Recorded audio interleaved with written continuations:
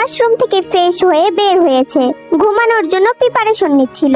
তখনই Jimin sugar রুমে আসে। ইউনো বাইরে ছিল, যার কারণে সুগা ওর রুমের দরজাটা বন্ধ করেনি। জিমিন এসে ধাপ করে সুগার বেডের উপরে শুয়ে পড়ল। সুগা একটু বিরক্তিকর দৃষ্টিতে জিমিনের দিকে তাকালো। এত রাতে এখানে কি চাস? আর আমার রুমে পারমিশন না নিয়ে ঢুকেছিস কেন? যা বের হ। আমি আজকে রাতে তোমার সাথেই ঘুমাবো, তাই এখানে চলে আসলাম। হোয়াট? মাথাটা এত খারাপ হয়ে গেছে নাকি? আস্তে আস্তে বড় হচ্ছিস আর বুদ্ধি সত্যি কি সব লোপ পাচ্ছে? যা এক্ষুনি বের হ আমার রুম থেকে।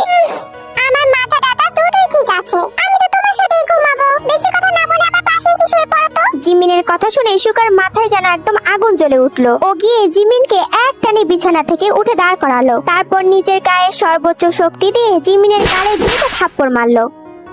তোর লজ্জা শরম কিছুই নেই তাই না? যদি থাকতো তাহলে এত রাতে একটা ছেলের রুমে এসে বলতি না যে এখানে ঘুমাবি। ক্যারেক্টারলেস নির্লজ্জ মেয়ে একটা। একবারও ভেবে দেখলি না যে আমি চাইলে তোর সাথে ঠিক কি কি করতে পারি? মনের মধ্যে নিজের মান সম্মান হারানোর ভয় ডর কিছুই নেই তাই না? আর কিভাবে থাকবে? যতদিন যাচ্ছে তুই একটা নোংরা মেয়েতে পরিণত হচ্ছিস।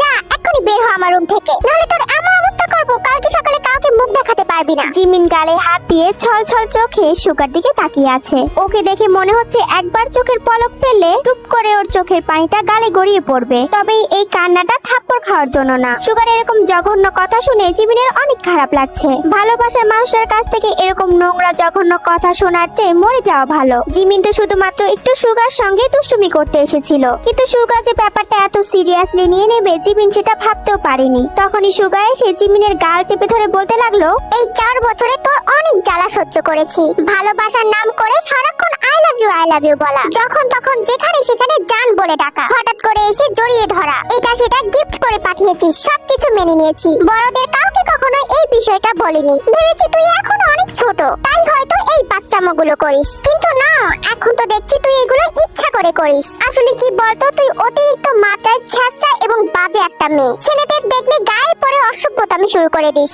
আর তোর কি মনে হয় আজকে দুপুরে ডাইনিং টেবিলে কি ঘটেছে সেটা আমি জানি না? আমি সবকিছুই জানি।